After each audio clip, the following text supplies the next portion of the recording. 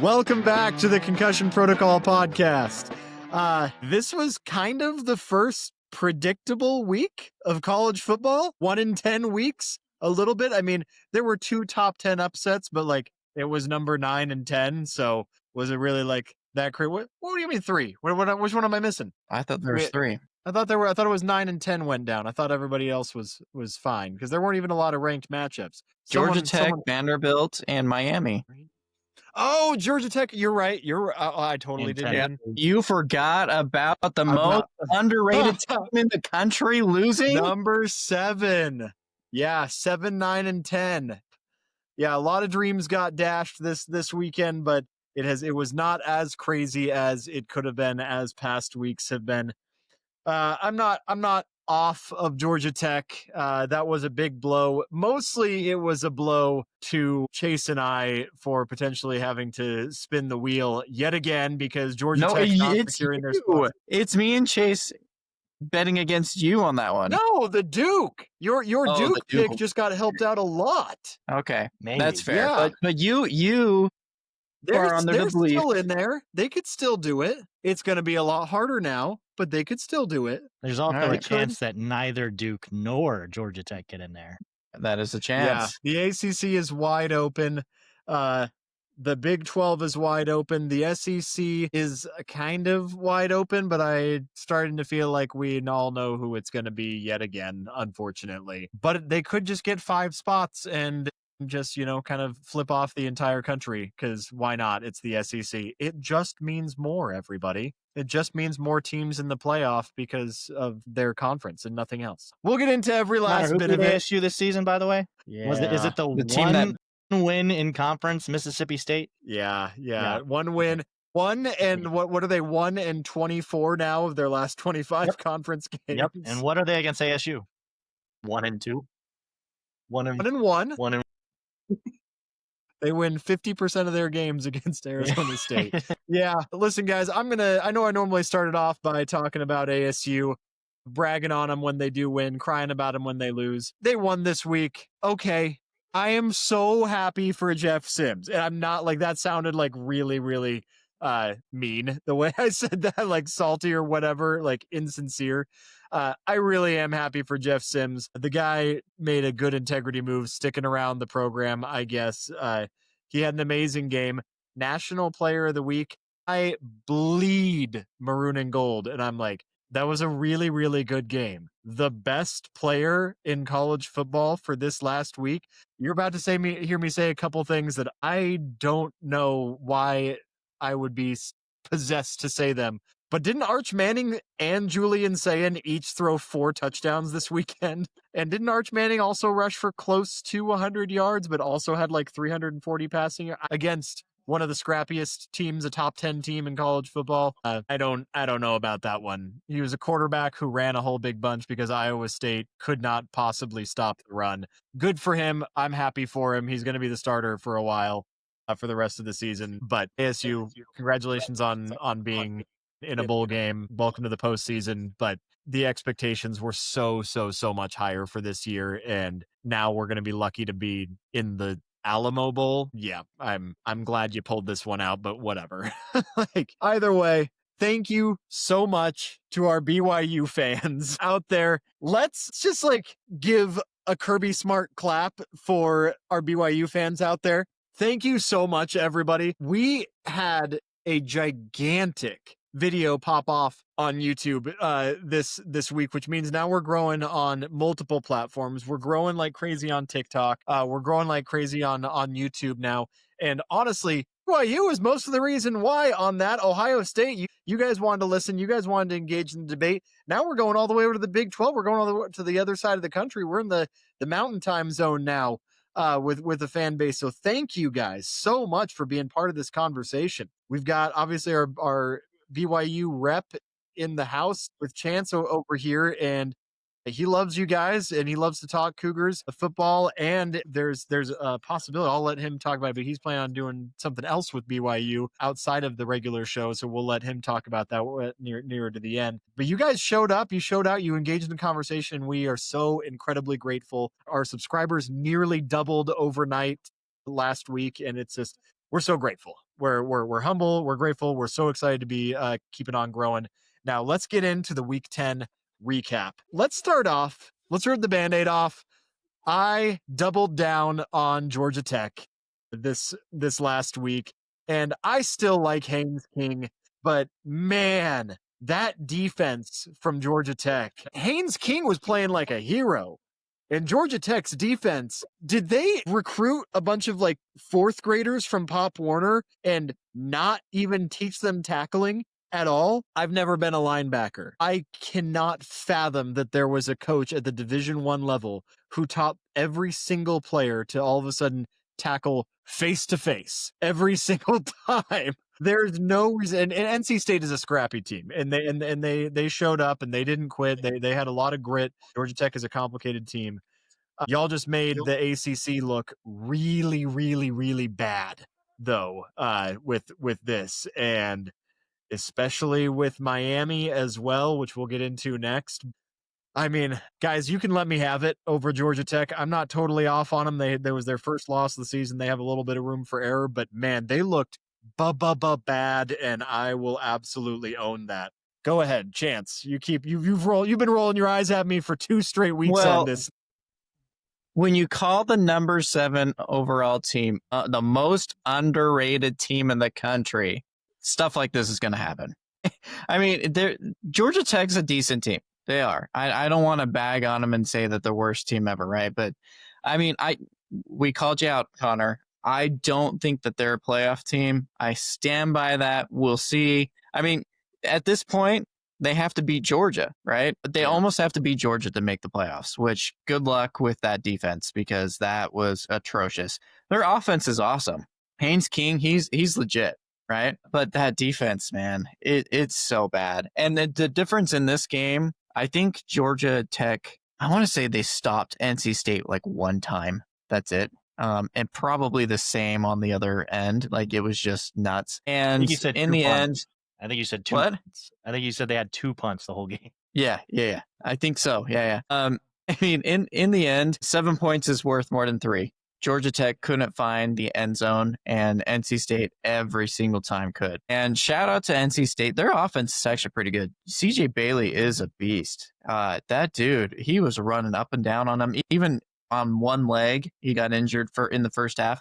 He was crazy. And Smother Hollywood, Hollywood Smothers. Hollywood Smothers. But that's a real person's name. Yes. That guy's legit too. I mean, they've got a decent team. I mean, they beat Virginia as well. So I don't know how they aren't doing better than they are, NC State, probably because their defense sucks too. But credit to them. But yeah, Georgia Tech, I mean, they could have won the game too. I saw a ton of drop passes. Haynes King is just literally carrying that team. Outside of him, decent players, but not a playoff team. So if he can somehow carry them to a playoff, I'm sold. He'd give him the Heisman. Otherwise, they don't deserve it, in my mind. Yeah. They very well could be a playoff team because, I mean, they don't need to beat Georgia. They just need to beat Boston College, Pitt, and then whoever else is playing them in the championship if they win those 2 games. The question is, can they beat Pitt? Really? Can they beat Pitt? Well, okay. Because Pitt can I reverse it on you? Pitt is going on a tear right now. So that might not be a gimme. And if they don't get that, then they're not going to be in the championship game. And therefore, they're definitely not making the playoffs. Okay, even if they make the championship game, though, if they lose, are they in? No. I'm saying that they would have the ACC championship? I'm saying they would have to beat Boston College, Pitt. They obviously probably lose to Georgia, even though it is at Tech. It is at home. But they would have to win the ACC. They would have to win it. Yeah, I agree. And that's possible because the ACC is looking pretty weak. So I think they could do that. But if they don't win and they don't beat Georgia, then they're definitely not getting in. The Georgia game could possibly give them an out if they lost the ACC championship. But outside of that, there's no way. There's just no way. I just can't see them beating Georgia.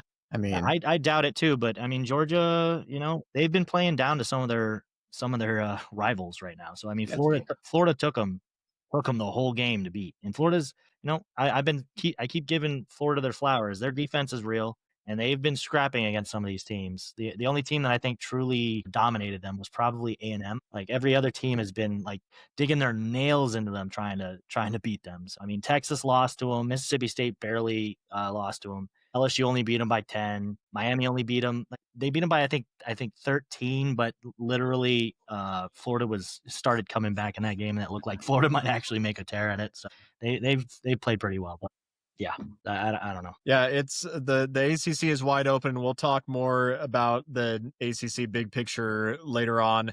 It was rough day for the Yellow Jackets. Rough day for my continued cold streak in the hot takes. Hopefully they're able to bounce back. No game is a gimme, and we still really have no idea what the ACC is. So moving on though, probably is it safe to call Miami the second most disappointing team in the ACC this weekend? Or is Georgia Tech the most disappointing team? It's a good competition. Chase, why don't you lead us off?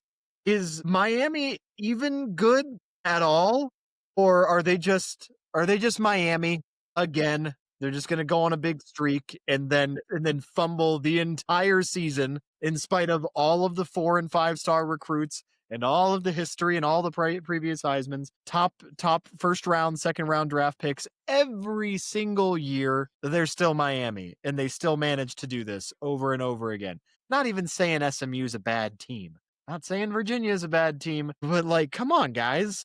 How do you do this? How did this happen? This started as a question, and then he just kept going. Yeah. I'm that confused. It's a long question. Chase, explain all of that to me. Connor, can you repeat the question? Please. How does Miami always do this? Is my question. Honestly, look at the camera. Carson Beck, why? Why? Dude, how do you keep throwing picks in crunch time? I don't understand. Like you looked so comfortable at the beginning of the season, even against Notre Dame. Notre Dame, that I think is a pretty solid team. You've looked comfortable the entire beginning of the season. And then you go on the road against SMU and you play Louisville at home and they make you look pathetic. Like it makes no sense to me unless you realize this is Miami. And I have firsthand experience in what it's like to be a Miami fan, because this year I bought into the team. I didn't think they were going to win like a natty or something, but I was like, this looks like the strongest team right now. It does. And then they fell apart and they look terrible. And it makes the Ace. Here's why Connor said they're the second most disappointing team this week. Miami's the most disappointing team in the ACC of the whole year, I would say, outside maybe Clemson. Because Clemson had a ton of people were bought in thinking they were going to win the natty. Then 3 weeks in, it was Miami. Now it's like the ACC is going to bounce in the first round. Whoever wins that conference is probably going to play a stronger G5 team, or maybe a Big Ten or SEC team that's probably going to crush them. Like, I genuinely think like a USF, a Memphis, even San Diego State might put it to Georgia Tech or whoever gets in. Duke. You think the ACC is going to give the G5 their first win or their first playoff win? I don't know. You tell me. I mean, it's possible. I'm not saying no. I'm just tell me who took Clemson. Who took overtime in the ACC championship last season? SMU. A team that previously was a G5. Oh yeah, I guess 3 years ago they were a G5 team. Went into the ACC and nearly won it in the first season. Yeah. That's how weak the ACC was. Are you kidding? And now SMU does it again to Miami. They beat what was probably looking like the best team in the SEC. Come on. It's not a very big chance, but there is a small chance the ACC doesn't even make the playoffs, because technically the top 5 conferences get spots. If San Diego State and Memphis both went out and ACC keeps imploding, there's a possibility they get left out entirely, which is just the way the rule is written. The top 5 highest ranked conference champions and the G5 gets one automatic bid no matter what. Is that not top 5 it? conferences? No, it's top 5. It doesn't matter which conference. It. Yeah, so that's why the ACC could miss out. Okay, I thought that the G5 did get an automatic bid, but no. Well, okay, so if you think about it, yes, they have an automatic bid just because there's 4 P4 conferences. But you're saying that it's more likely that 2 G5 teams get in. He didn't say more likely. No, he said that there's a possibility that happens. Or no, but you're saying that mathematically there is a possibility that 2 G5 teams get in over the ACC champion. If they cannibalize themselves, right now it is looking rough. The number 12 is the first, or is the highest ranked ACC team right now, Virginia, which has definitely shown a lot of signs. And what's Virginia's best win of the year? What's Virginia's best win of the year? Florida State, who lost 4 games. They lost 4 games after that, including to Stanford. Yeah, they're Virginia's sitting at the top of the pile right now. I like watching Virginia. They've been a lot of fun to watch. It's a fun, scrappy offense. Like that first game against NC State, that didn't count as an ACC game, that they lost to NC State. They threw a pick in the end zone. It was just a gun show the whole game. And then for some reason against Florida State, their defense was actually good. And then in most games, it's their offense. It's really fun to watch. I like watching the team. Do I believe in them? Yeah. Well, are we good on Miami and SMU? Do we think there's any hope for SMU? I mean, I guess mathematically they're not out of the conference race, but what do you guys think? Like, does this say more about Miami or SMU? I still think SMU is a good team. I mean, they've only got one conference loss, so they're absolutely in it. The problem for me, Connor, Chase and I got into it a little bit. I don't know where you were at, but this Miami team just lost to SMU. SMU lost to 2 middle-of-the-pack Big 12 teams. Not a good look for the ACC. And who I think, me personally, I think Pitt and Duke are looking really good. Pitt lost to West Virginia, guys. I mean, it's bad. So, I mean, is SMU in the contention? Yes. I don't think there's any way mathematically that Miami can make it now. Maybe they can. That was their best shot, though. SMU can make it, and maybe they even make the playoffs because they went out, because they are totally capable of doing it. But you're going to have a 3-loss SMU team that lost 2 times to middle of the pack Big 12 teams. It's just not. It's not a good look. And I said on the preview for the season, the ACC needs to show out because their conference is in shambles. They're barely holding it together. After this year, man, I mean, Clemson's going to want out even though they suck this year. Florida State's going to want out even though they suck this year. I mean, it's going to implode almost. They really need to finish strong. Yeah, it's not a good look. Like you said, they lost to Baylor. They were at home against Baylor. They lost to TCU on the road, and they lost 12-13 against Wake Forest. Just last week. I actually, before that Wake Forest thing happened, I was gonna pick SMU to beat Miami. And then they lost to Wake Forest. I was like, there's no way. And then they proved me wrong. It says just there's no way that a previous playoff level quarterback, previous Heisman favorite, is gonna lose to the team that lost to Wake Forest. And if there is a team that the ACC should blame the most, it's probably Wake Forest. Wake Forest almost beat Georgia Tech. They lost by 1 in overtime because they went for 2 and they didn't get it. And then they beat SMU. SMU goes and beats Miami. It's not a good look. Did you see what happened to Wake Forest this last week too? No, I didn't even see. 42-7, they lost to Florida State. Oh, geez. Oh, man. Yeah, I was seeing that when it was happening. I was like, what is going on? But you know who the biggest loser from that game was, from Miami SMU? Notre Dame. Yeah. Because now, if you're fighting for that last spot and it's Miami and Notre Dame looks better right now, but Miami has the head-to-head. And they might get bumped because of that. So it's not like they have a championship game to get them in there. So Notre Dame's probably going to win out.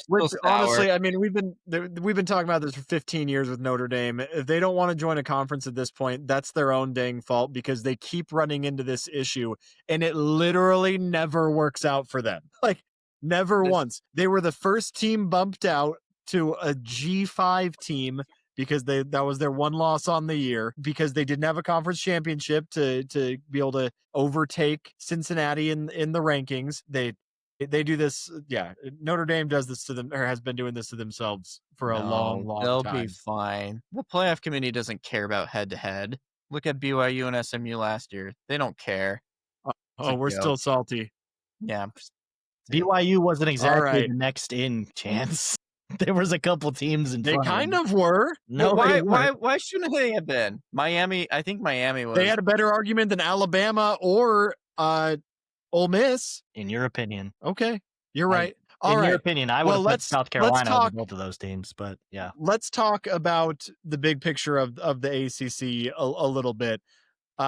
We've touched on Virginia. We have not brought up Louisville yet, which Louisville all of a sudden is looking like an actual football team. Are we calling Louisville dark horses? I mean, I feel like we always talk about Louisville as a dark horse. They're just never able to put it together. Never able to make a real actual run. They never win the games that they absolutely critically need to. They're always on the bubble. Virginia is another team that will either be like 4-8 or they will be on the bubble as well, and they can't really seem to get there. If either of these teams, like, there's a possibility that Louisville and Virginia make it to the ACC championship game. Do you think that in that scenario where a one-loss Virginia or a one-loss Louisville team wins the ACC championship game, and then there's an 11-1 Georgia Tech, and now let me caveat this by saying they would have to beat Georgia in order to be an 11-1 team that would make it. In that scenario, would the ACC deserve two bids in that case? Assuming the Georgia Tech got left out of the championship of the ACC championship, and a Louisville or Virginia, but Georgia Tech got that Georgia win. What are you guys thinking? ACC, is there a possibility, the remotest way, for them to get two bids? And would it be off of the back of those two teams? Chase, what do you think? I think there's a possibility. Do I think it's valid? Not really. Like they, what episode was that? A long time ago, 7 weeks ago. Champs brought up the head-to-heads between conferences, and the ACC was dead last with a terrible record all through 5-12. Yeah, terrible record. The SEC was positive, the Big 12 was positive, the Big 10 was not positive, and the G5 was tied with the Big 10. Like, nope, they had a better record. The G5 had a better record than the ACC. Yeah, the G5 had a better record against P4 than the ACC. So, yes, is there a chance they might get because they are considered P4? Sure. Do they deserve it? Probably not. I mean, like I said with Virginia now. If you're performing worse on the national stage than the Group of Five, does that mean that you should be part of the Group of Five? Yeah. When will the American get their shot? I mean, Virginia. I'm sorry, it wasn't the Group of Five. It was the American that performed better than the ACC against P4 schools. That's what it was. Ugh, but still. I mean, yeah, the thing that gets me is the 5-12 and the 1-6 against the Big 12, because that's who they're going to fight against for that second bit, is the Big 12. And if the Big 12 is 1-6 against you, I get it. They beat Stanford once. Can't remember. There was two other low losses. But again, I just said they beat Pitt. West Virginia beat Pitt, guys. West Virginia. Take that in. And Pitt very well could be in the ACC championship game. And then SMU lost twice to the Big 12. And SMU, again, they might make the ACC championship game. If that happens, Colorado cannot. Yeah. Colorado and almost beat Georgia Tech. One win was Georgia Tech beating Colorado by this much, barely. Bottom of the barrel, Big 12. Yeah, I mean, if they do that, my hope in humanity is lost. I mean, this ACC conference is just weak for me. I can't take it. But Connor, back to your point, if you look at Virginia's schedule to end the year, I do not have confidence that they're going to win out. I don't. If you look at Louisville's, I don't have confidence they're going to win out. I don't know if they're going to beat Clemson, to be honest. And then they also have a tough one against who's their other one that's tough? They play SMU. Yeah. So I don't have confidence in either of those teams winning out. And then Georgia Tech, I don't have confidence in them beating Georgia, and maybe even Pitt. So if all those teams lose, which that's how I see it going. Yeah, it would take a series of miracles, and that's the thing. Like, there's no choice but to cross the bridge when we come to it, because there's nobody that I feel like hitching my wagon to in the entire conference anymore. And it's a shame, because like historically they're a pretty exciting, relevant conference, and they've just fallen off, and it's in a spectacular way. And yeah, I hope that they pick it up, but I don't see it this year. There's an honest possibility that they are left out, and whatever team they do put up with their one likely bid just by default is probably going to get slaughtered, annihilated in an embarrassing fashion. So let's leave it at that on the ACC. I don't want to beat a dead horse, a dead tiger, a dead hurricane too long. We all know that they're in rough shape right now. The only other team that might be less predictable, but kind of in the other way, as we don't really know who the best team is, and there's a lot of very good looking teams. Let's talk a little bit about the Big 12.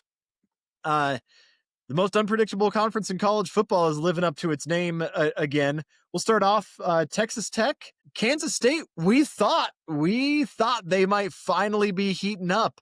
They looked good for a lot of that game, and then they just did what they've done all season and just massively fell apart. And I think it was a little column A, little column B of Texas Tech getting their mojo back a little bit, as trying to reassert themselves, as well as Kansas State kind of in their death throes, their final thrashing of trying to be something, make something out of their season.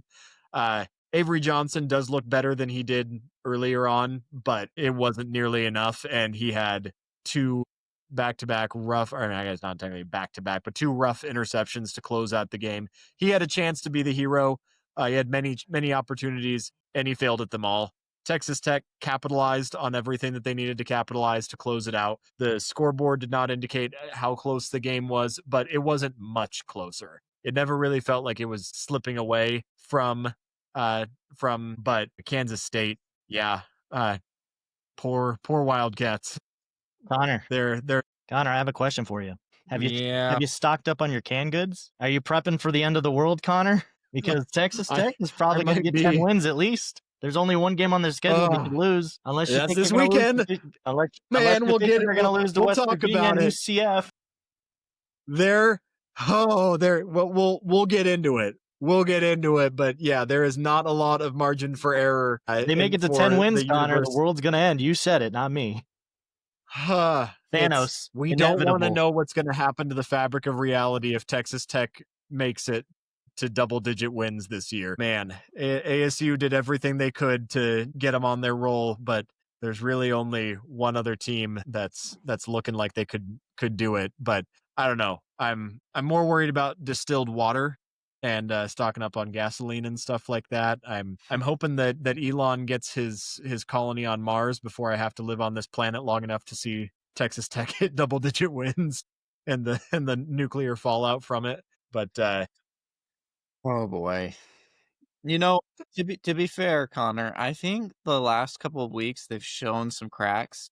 Kansas State played well. You just can't win if you turn over the ball 5 times. 2 picks at the end of the game. 2 picks right at the end of the game. One was a pick 6. One was almost a pick 6. Yeah, I mean you're not going to win if you turn over 5 times to a top 10 team. But I mean Texas Tech they're a bit beat up right now. They have some vulnerabilities. So if you're a Texas Tech fan, you're hoping you can escape this weekend. And if you can, you're home free because you get a lot of guys back or you have a lot of cupcake games. Then you could go to the Big 12 championship game. I've said it all year. I love this Tech team. I think absolutely they're a playoff team. If they do not make the playoffs, it would be such a shame. I think that not only are they a playoff team, I think they have like legit semifinal to championship game caliber team. I really do. I think they're that good. Well, champ, how can they make it to the playoffs if BYU is going to beat them twice? Oh. Well, I said it would be a shame if they didn't make it to the playoffs. I didn't say they would. Okay. I like the team. It's going to be a shame if they don't make it. That's what I got to say. Okay. Yeah. And that ASU loss is stinging more and more, and they are teetering on a razor's edge right now, and it really does all come down to this weekend. ASU really messed up the Big 12, by the way. Trying to keep balance. They're just trying to keep balance and go order. On and they lose to Mississippi State, Yep. And then they beat some of these teams, and they ruin the whole conference. It's like Kansas last year. Yeah, as your resident SEC hater there, Connor, how do you feel about your team making them look bad against the SEC? No, I'm disgusted with the Sun Devils. I do maintain that the Houston loss was a despicable display of refereeing and should never, ever, ever have happened in a million years. And Houston, I am so glad that they got embarrassed the way they did At by one of the home? worst teams in At college home? football. Yeah, horrifying. Yeah, I said it last week that the Houston was not a good team and they didn't deserve that win. And now lay in your bed, Houston. You made it. I hope you enjoyed your 1 week in the spotlight before coming back down to earth, you punks. Sorry for my language there. Try not to go on a tangent in the Texas Tech segment, but honestly, like, yeah, there's a lot to say about Texas Tech. They pulled it out. They made the plays they needed to. Kansas State did not make the plays that they needed to make. It really does all. I think it's as simple as that. It all comes down to this weekend for both BYU and Texas Tech. Texas Tech obviously has a substantial advantage being at home because Lavelle Edwards is a huge advantage in its own right. And but we'll see. BYU has been surprising people all year long, and they have looked way better every single week. We'll get into all of that. Connor, by the way, do you know what the spread is for that game? I actually haven't looked at it yet. It's 10.5 points. You know what other game was 10.5 points? The ASU game? No, Cincinnati, Utah. Yeah, let's get into that one. Let's get into the other biggest Big 12 matchup that actually mattered this last weekend. Utah. Whoo! I hope BYU should be very grateful that they have that win over Utah. And that Utah already has another conference loss against Texas Tech because Utah is coming for blood right now. Utah is looking like they're firing on all cylinders. Cincinnati, I hesitate to say that I feel like they were exposed because I feel like Cincinnati has a very good team that has made some really solid plays and been playing really consistently throughout most of the year. But you do go back and you look at really all of their wins, and all of their wins do not look nearly as good now as they did back then, especially Iowa State, especially Kansas. They played a lot. They played a couple of close games. And now they just got thrashed by Utah. I mean, it was rough to watch. I didn't even watch the fourth quarter because I'm like, yeah, this is just bad. Utah though, they could be in a very similar position of just being on the outside looking in, like BYU was last year, because they're not going to have unless all hell breaks loose in the Big 12, which it very well could. Utah has no mathematical shot at making the Big 12 championship game. And without that, there's no reason, in my opinion, there's really no justification to put them in as a second bid. There's an opportunity for them to make the Big 12 championship game. And you know what? Like I said, all hell would have to break loose, but yeah. No, it's more likely than you think. And you know who it all hinges on? It all hinges on BYU. Their most likely matchup, if they make the Big 12 championship game, would be against BYU. Yep.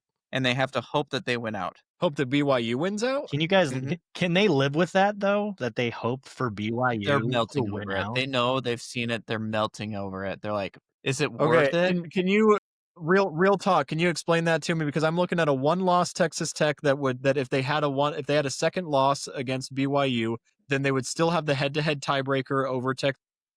Yeah, but who has the who has?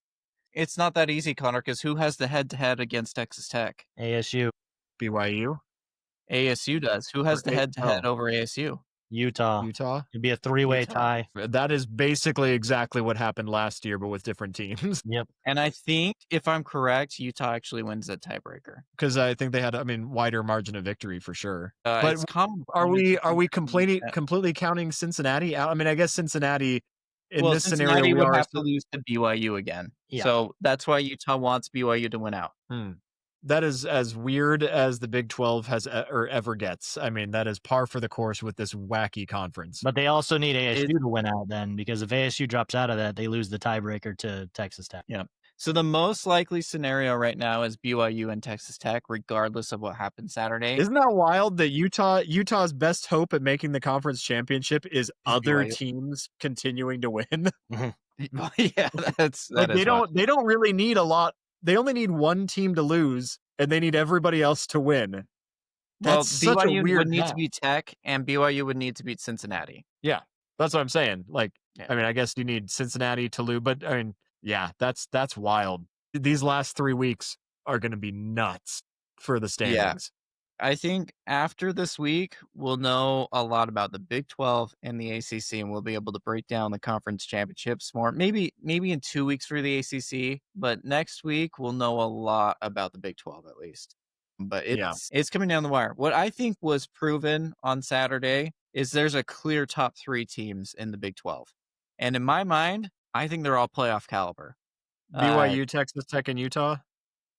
Yeah. I think those are your top 3 teams. And I think all of them could make the playoffs and beat teams in the playoffs. I don't think all 3 will, but I think they are all very capable. They all have a chance. They all have a shot. That's for sure. They all have the talent. Here's the thing that's different between this Utah team and BYU last year is the metrics love Utah and the metrics love Texas Tech. And that might propel them up the rankings. We'll see. The other thing that's tough with the Big 12 is name another conference where the top 3 teams all play each other. It's a perfect storm. Definitely in a good way. Not the Big 10. Definitely not the Big 10, right? The Big who? So it's tough because they're all playing each other, and you can't penalize because you have to play those games, right? And that's the only teams that they're losing against. Except for the scoreboard is gonna have to show it, and there's no other way. These are all teams that they pass the eye test. They all have meaningful wins. They're all loaded with talent on both sides of the ball, and it is just gonna come down to. Thank goodness we do have the tiebreakers that are gonna unfold before us starting this weekend. We'll get into it. Big 12, crazy as always. The SEC. Let's get into the other one that had a couple of meaningful games in it this weekend. Chase, I'm going to make you do it. Why? Why does this always happen to the Longhorns? Why cannot we just have nice things one time? Pimp down. Why does Vandy have to do it? Pimp down. Vandy, why? Why? Why would you choose to make this your worst game of the season? How do you let a team that was hemorrhaging against Kentucky and Mississippi State, went to struggling in overtime against both those teams, and you got mollywopped? To reintroduce that word. Yes, I know the score at the end was 34-31. It shouldn't have been. Yeah. They got destroyed by Arch Manning, who had a Heisman caliber game in that game. He did. I don't know what happened with Vandy's defense in that His game. QBR on the year, even in spite of that game, is still 54, by the way. Yeah. Dude, that was Arch's best game of the year. That was Vandy's worst game of the year. It doesn't make any sense to me. It pisses me off that Texas, how do they keep getting away with this? Jesse Pinkman would lose his shit about Texas right now. He can't keep getting away with this. They should have been out weeks ago when Oklahoma played them, and then Oklahoma choked. Kentucky had them on the ropes, and they choked. And then Mississippi State had them on the ropes by 17 in the fourth quarter, and they choked. And then Vandy didn't even put up a fight. And now, what's the worst part is now you have all these delusional fans coming back out of the woodworks, thinking they're gonna beat Georgia and Texas A&M and make it to the fucking playoffs. Thanks a lot, Commodores. Georgia, end this. You need to end this for good. That was like the worst start I've ever seen, ever. It was like 17-0 with in like 5 minutes of gameplay. It was nuts. Man, credit to Texas though. I hate to say it, but they're resilient, man. They lost 2 games and they just said, nah, we can't do this. We're freaking Texas. And credit to them, man. They found ways. They have found ways. Ways. With all their talent. It would be insane if they beat Georgia and Texas A&M. But I mean, at this point, we can't call it impossible, can we? They're climbing the top 10 by clawing and scratching their way through. And I mean, climbing the top 10 is in the opponents that they're playing. They played 9 Vandy, 5 Georgia, and 3 A&M.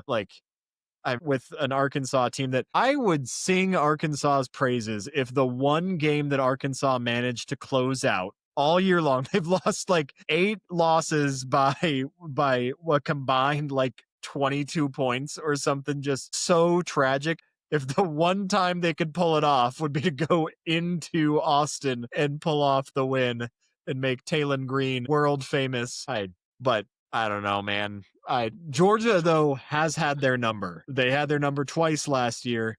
It's a bye week to prep for Georgia going into Athens. And I feel like Georgia does not feel, even at number 5, I feel like nobody's really talking about Georgia right now. There's some cracks. That's why.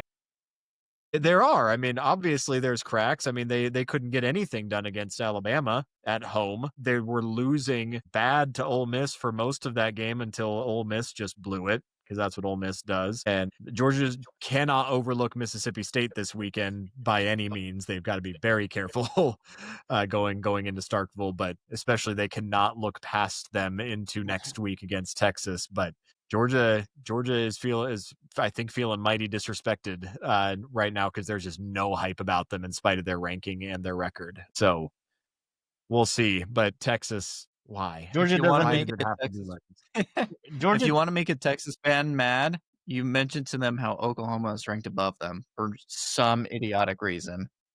Head-to-heads don't matter, guys. I have a feeling that's going to change once the CFB poll comes out. To be fair, you don't even have to mention Texas or anything to get them mad, so it doesn't take much. We have a whole video about A&M, and somehow a Texas fan came in and was just like, "This upsets me. This upsets me." I'm pretty sure that there were triggered Texas fans when we were talking about UCLA versus UNLV back in the day. Yeah.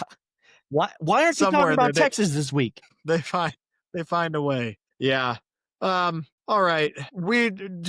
Speaking of Oklahoma, though, Oklahoma and Tennessee, what are these teams? I feel like we have no more information about either of these teams than we did before they played. They are cannon fodder, is what I will call them, because Oklahoma is going to lose quite a few games these next few games. And Tennessee's already out because of this choke fest against another team that is known for choking. Yeah, someone had to choke that game. Yeah, someone had to choke that game. By God, it was going to be Tennessee. Who would have thought? I mean, I guess whoever's on the road in this matchup is going to win, because last year Tennessee went into Oklahoma and walked them. Now this year, completely turnaround. I don't know what to say about that. They're both known for choking, and I think they're both irrelevant to the SEC right now and to the playoffs.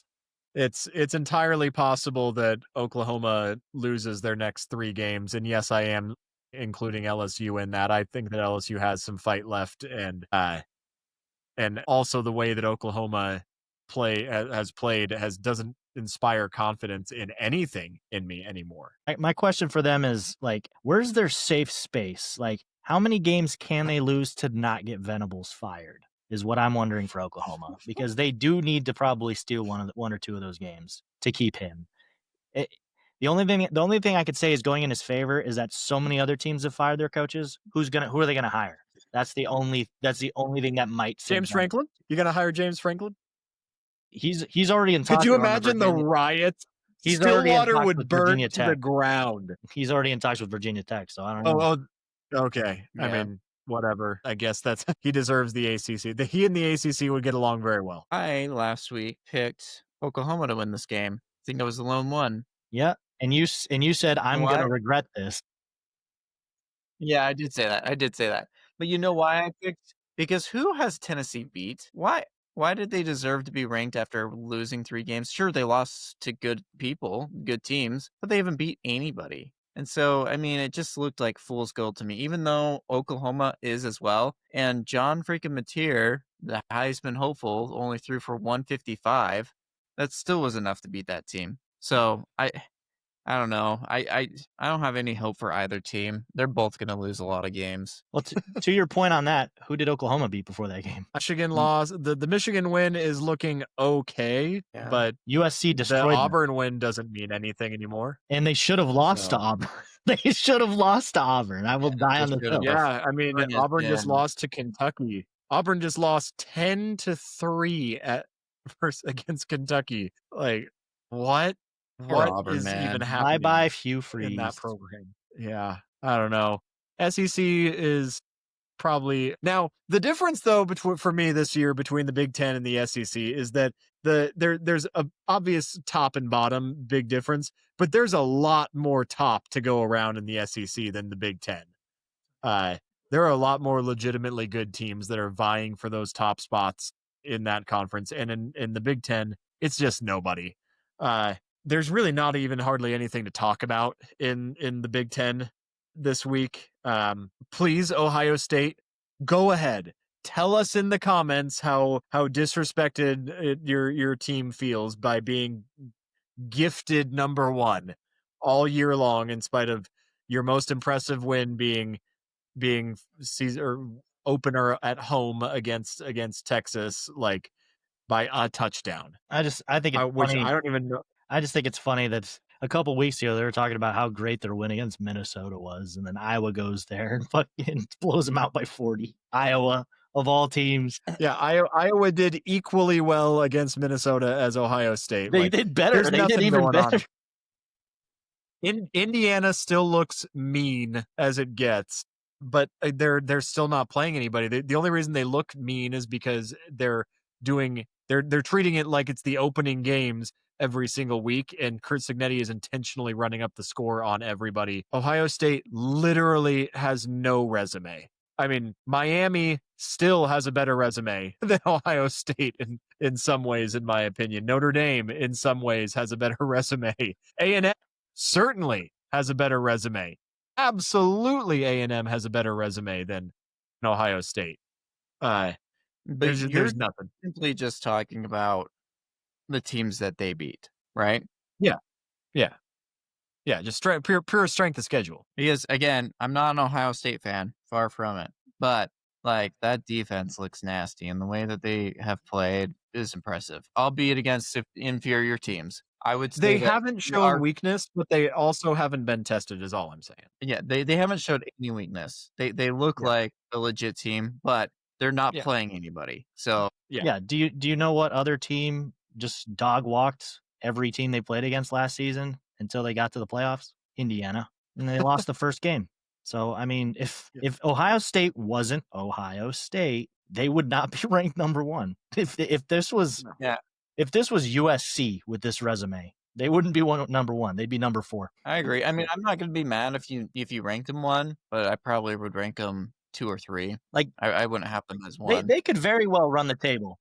They do have a ton of talent on those teams. They haven't shown any weaknesses against bad opponents, and they can only do what they have in front of them. It's not their fault their other teams suck, but that's how the Big Ten is. Yeah. And that's when push comes to shove, the Big Ten is weak. Much of a gap. So that's all I'm saying. Right now, there's no proof in the pudding yet. Once they play some real teams, then yeah, there you go. But right now, you guys don't deserve the hype. Let's get into possibly the juiciest part of college football right now, at least in my opinion, the most entertaining thing to talk about in terms of just who is going to pull it out of the hat to make it happen. The group of 5. There are some fun teams to watch, but who is it? Are any of them legit? I have been a low-key Boise State fan for a long time. Boise State, y'all are bad. There's no other way to put it right now. You're okay. You're pretty good in the Mountain West, and the Mountain West has never looked weaker than it has this year. Suddenly, San Diego State, out of absolutely nowhere, is, what are they, 7-1 now? Knocking on the door of the rankings officially. And Memphis, another solid win. North Texas, I don't really see them really pulling for anything, but what are you guys thinking? I mean, are we still high on James Madison? Are we thinking that they actually have a shot? Kennesaw State is technically not mathematically eliminated. Yep. Third best Owls program in college football behind Temple and FAU.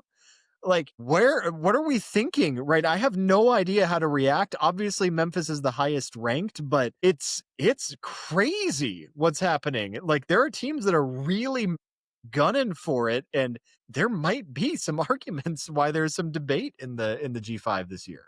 Honestly, it's going to come down to the wire. Who knows who's going to get it? Because, like you said, San Diego State, they're sneaky good. I think that they're the number 2 defense overall right now behind Ohio State, which is just nuts. They've looked good. I don't care if you're playing against group of 5 teams. Like, that's a hard stat to get no matter who you are. Yeah. You don't walk into that for sure.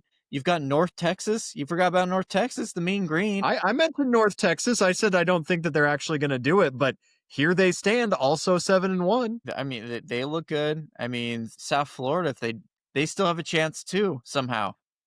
Yeah. I don't know. There's a ton of My teams. man from North Texas a couple weeks ago threw for 608 yards, and he never started a varsity high school football game in his life. Walked on at North Texas as a 0-star. I don't care that it was against Charlotte. I don't care who it was against. He threw for 608 yards. Give me a break. The kid is amazing. number 2 in the NCAA.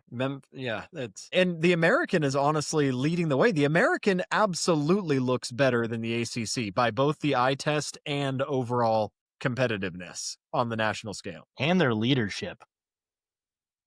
And the eye test, the leadership, everything that matters is there. Yeah. I think I've been looking at metrics, and I think the SEC, they have the SEC at the top. Then I think they have like the Big 10 and the Big 12 actually pretty close to each other.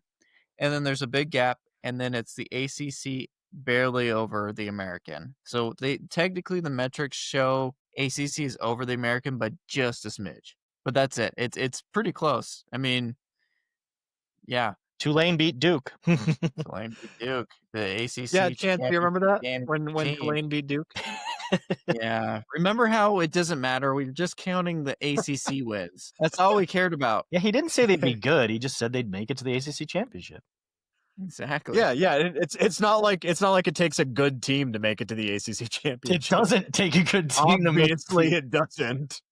Very clearly, it does not take a good team to be in the running for the ACC. I'm pretty sure when I made that prediction that Duke would make it, I said something along the lines of, their schedule isn't that hard, so it won't be that difficult to make it. The only reason that I was like, there's no way is because I was like, well, you know who else's schedule doesn't look hard? Georgia Tech, Miami. Like every one of these teams, I was like, all their schedules look weak because it's the ACC and they've just. Is there anybody who's really afraid of anything in the ACC anymore? But yeah, as for the G5, it's crazy. I keep seeing Kennesaw State play on like Wednesdays and Thursdays every week. They've had a couple shaky games, but they honestly, there is a future where they could take that spot. Just if San Diego State loses to Boise State or something like that, and then the Mountain West eats itself a couple games, and then the American does the same thing, and they probably need James Madison to lose a game too. Kennesaw State could sneak in there. I think James Madison's probably the strongest looking team outside the American for it. San Diego State definitely could be pretty close with them, but I think they have a chance. And then the American, it could easily, if Memphis wins out, it's going to be Memphis by far. But if Memphis loses here to Tulane this week or loses in the American Championship to another team that takes a loss, like a Tulane, a USF, a North Texas, who loses another game before getting to that, it's going to be hard to put those teams in. Yeah, San Diego State had that one embarrassment against Washington State, but since then, I mean, they honestly have looked better every single week, and you're not kidding about that defense. I mean, they've thrown 2 shutouts, 1 3-point game, 1 7-point game, and then kind of an outlier of Colorado State. But honestly, Colorado State's offense is a little bit underrated in the conference this year. Yeah, points against, averaging 10 points allowed on defense per game through the whole year. That's San Diego crazy. State, not to once again kick the ACC, but they beat Cal 34-0.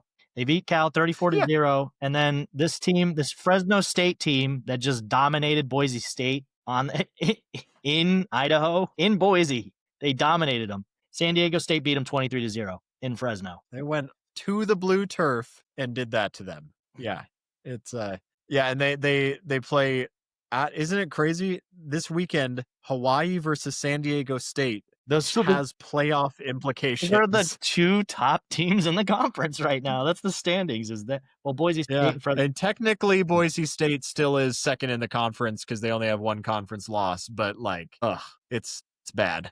Yeah. Group of 5, wide open. Please keep it entertaining. We love to see it. Group of 5, man. The only conference that has like no shot at the playoffs. It's the MAC. They're so bad.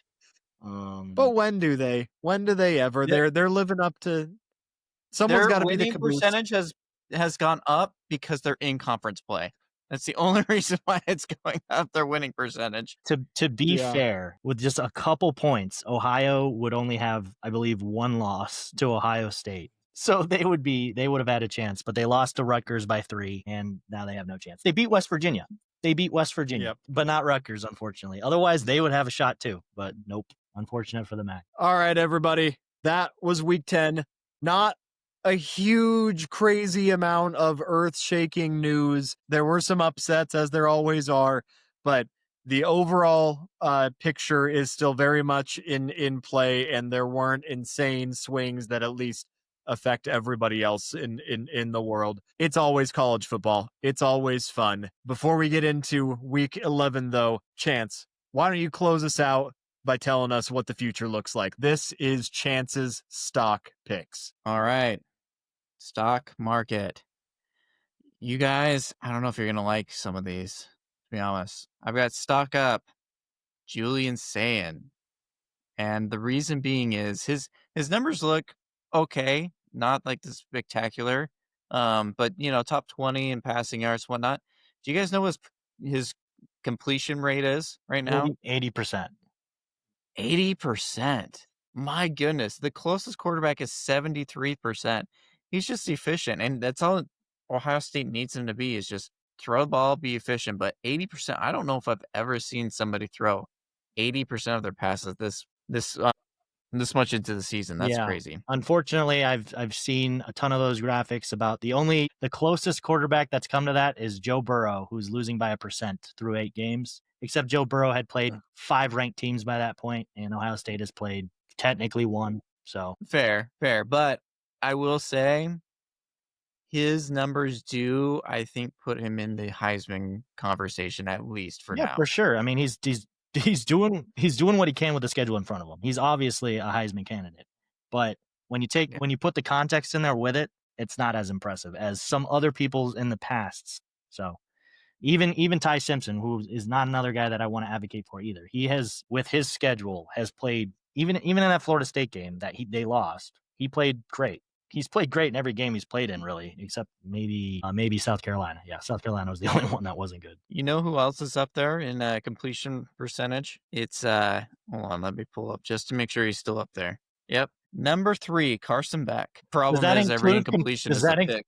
Does that include completions to the other team? The only problem is all his incompletions is to the other team. Yeah, but he's number 3 in the country.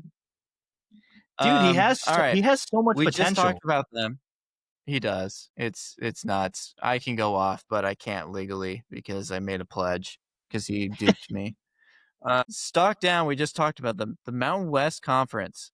With the exception of San Diego State, 3 of the top 4 teams lost this weekend. Oof. The league now has become San Diego State or bust. Because nobody has, I think Boise State has 1 loss at least, but they're nothing, and everybody else has 2 losses. Very evenly going forward. If it's not San Diego State, if they blow it, they are looking more like the MAC than the American. All right, guys, crazy one. Stock up. Snow College. You guys ever heard of Snow College? No. My wife went there for like a semester. It's in Utah. They have a football team, and they played the Community Christian College. Did you know that they were a football team? I'm guessing that's a no. The Community Christian College, they are 4-3 on the season, and the Snow College Badgers, they are 4-4 on the season. One team scored 101 points. One team scored 6 points. Were we saying go Snow? Snow College scored 101 points. Yes. Good for them. Was the whole team on the field? Did they have 11 players? Was that like a 22? Did they put offense and defense out there? Was it like was it like Yuma High School? There is a QB in this game that finished with a negative QBR. I didn't know that was possible. The completion percentage was 25% for Community Christian College. One guy threw 4 for 14 with 2 interceptions. The other guy threw 1 for 5 with 2 interceptions. They only threw it 19 times and managed to. And 4 picks. Yep, 4 picks and 19 times. So wait, are you saying? Hold on. That means that the team's interception percentage was higher than the completion percentage. Let's see. Or did you say 4 or 5 picks? 5 passes, and they did 4 picks. Okay. Almost, though. Almost. All right, so listen to this stat now. So college, they had QBRs of 174, 282, 87, 75, and 175. They only threw 13, 15, 16 times. And guess what? Their total offensive yards had about 150 passing yards, and they had about 110 rushing yards on the game. And they won How did 1-6. I because don't they know started how on the 20-yard line this every doesn't time? make any sense. Yeah, well, their kickoff returns must have been literally all the way to the end zone or the 1 yard line, like 17 times. What? How does that even happen? This does not make any sense. By the way, the kickoffs, let's see. Yeah, there were no touchdowns for kickoffs. So I cannot, guys, I do not know how this score 101 happened. points. Correct me if 100 I'm wrong, but 101 points is 14 touchdowns and a field goal. Yep, and they had like 250 yards on offense. It doesn't make any sense. That Were must they playing on a regulation field? that I don't know. I don't even know if there's footage of this game, guys. Were they playing in like on a basketball court? I'm trying to figure this out. I'm half convinced this game didn't What kind of dimensional portals were they going through? Okay, I was looking at the wrong set. They had much more rushing yards. Sorry. It looks like they had about 250 rushing yards, which is a lot. Still, that still doesn't add up, Chance. But You're it still still doesn't add losing up, about no. 350 more yards. No, it doesn't. It's That's mind-boggling to me. And the All right. other team, they only had one fumble. So Who the other who team, was by the way, recording they had stats? negative rushing yards. Who was recording Probably the local stats? like junior high newspaper. I was thinking like Stats a of the junior game. high kid or so, like a toddler. Like there's no way this math doesn't make any sense. There's just no way. That looked about like 2 yards when it rushed for like 40. If somebody can provide some footage of this game, I would actually watch it. I want to know what the heck happened in that game. 101-6. So stock up. Good for you, Snow College. You beat those guys. The Community Christian College. Stock down again for the second week in a row. Colorado getting blown out once again. 50 plus points 2 weeks in a row. Yeah, it seemed like Colorado had a lot of momentum going for its program, and it is deflating really quick. Not looking good for them. Stock down. Okay, 2 interesting ones to end it. Stock down. QB passing yards. Guys, of the top 10 passers this week, 6 of those teams lost. If you look at the top 20 passing QBs in terms of yards, most of them aren't in top 25. Most of them don't have really good records. Is it the air raid that isn't working? Or why do people who pass or have a lot of passing yards lose games? Probably because they start the Any game idea? off losing by a lot and they have to throw the ball. Kind of like how North Texas was against USF, is they had to throw the ball the entire game because they were down for so long. Maybe. I don't know. Good question. Conversely, stock up on rushing yards. Of the top 10 rushers this week, only 2 had losses. Of the top 20 rushers, not significantly better. You'd think it would be a little bit better, but it is marginally better versus the QBs. That if you have a top rushing attack, you are much more likely to win in this year's game than if you have a top passing attack. Unless you're Missouri. Unfortunately. Who knows what that team is. And that is your stock market this week. Mysterious market. Thank you, Chance. Round of smart applause for you. All right, everybody. If last week was a little bit quiet in college football, comparatively, this week ain't going to be like that. We are getting right back into it. We are in the last quarter of the season. It is November. It is crunch time. It is happening. Is your Week 11 pick'ems. Chase, take it away. Week 11 highlighted picks. First one, a conference that we just mentioned has absolutely no chance at the playoffs. A MAC conference, basically the Super Bowl of the MAC right now. Miami, Ohio, going on the road against the Ohio Bobcats. Since Chance is not here, Connor can The lights aren't turning off on me this week. Good preemptive strike there, Chance. All right. This is a game that we gotta pick one. I think after glancing at the stats, and these are actually 2 proud programs in the MAC. These 2 tend to rise higher than others. They've had a great rivalry going back. Both of these teams have put up fights against Power 4 opponents in recent years and other higher level G5 opponents as well. In a conference of cupcakes, these two are probably the oatmeal raisin kind of cupcakes. They're just a little bit tougher than everybody else. Ohio has a bit more of a dynamic passing attack, and I think that that's going to give them the edge in this one, is that they have a touch more offensive capability. Wouldn't be surprised to have it go the other way. Is a budding rivalry for them. So yeah, going Bobcats. How highly you talked about Miami, Ohio this whole season too. They played Wisconsin real close, man. Wisconsin. Chance. Well, actually, that is the exact reason why I'm going to pick Ohio. You can't lose 17-0 against Wisconsin and have me believing that you're a good team. That's just not that's not a possibility. Pete Navarro is probably the safest thing that I could pick for between these two teams, so I'll pick them.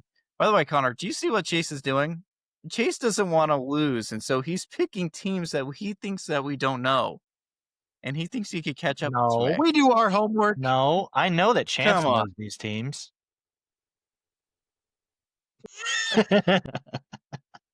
I give every team the eye test every week.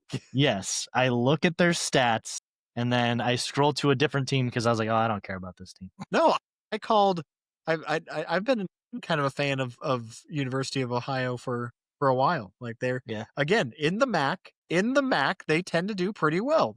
They're consistently good. They're consistently upper level. Didn't they win the conference back to back or something like that?